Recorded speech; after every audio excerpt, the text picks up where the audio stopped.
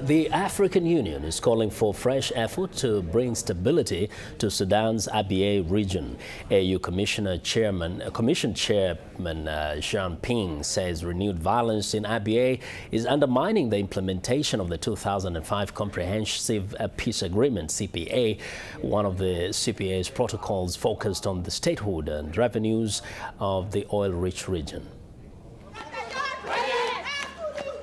The initial celebrations that followed the successful referendum on the future of South Sudan may be over, but the future of the Abyei region is still undecided and residents are growing restless.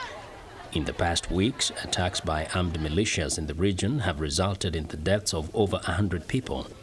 Luka Deng is the Minister of Cabinet Affairs of the government of Sudan. What is happening in Abyei is actually showing the real faces of the NCP.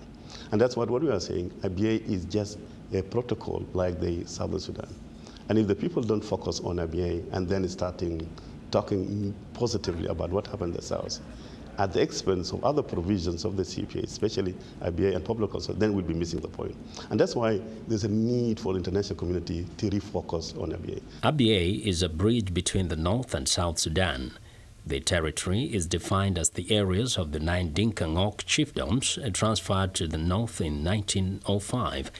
The Mesria and other nomadic people retain their rights to graze and move across the territory of Abyei.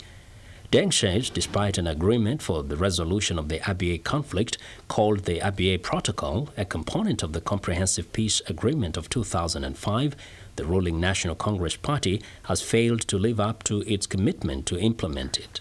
The NCP accepted it superficially, but when we went to the actual practice to implement it, they decided not to demarcate the Abyei area. The referendum is supposed to be conducted simultaneously with the referendum of the South.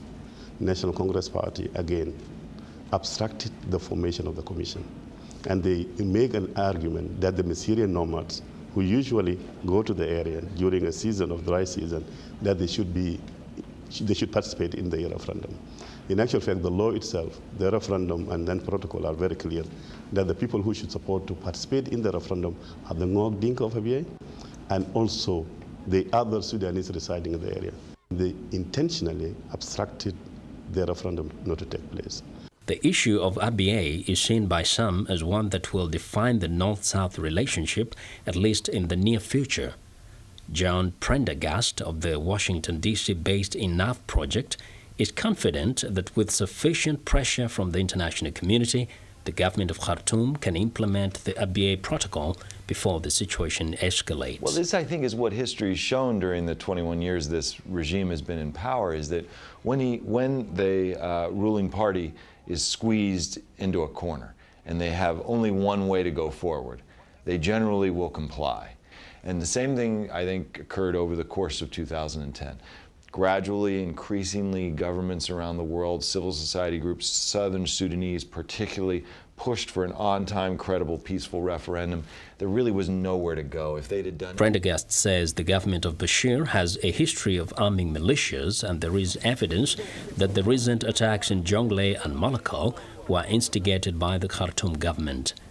Deng claims that although the government of Khartoum supported the South referendum, it is not ready to see a peaceful and united South Sudan.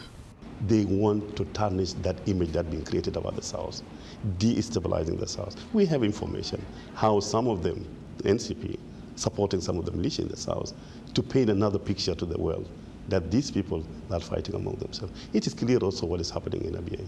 It is bad, but I am hopeful always that the people of Abyei, they know for sure that the South is with them, the international community are with them, and by the end of the day, we hope that the wisdom should prevail to resolve the issue of Abyei.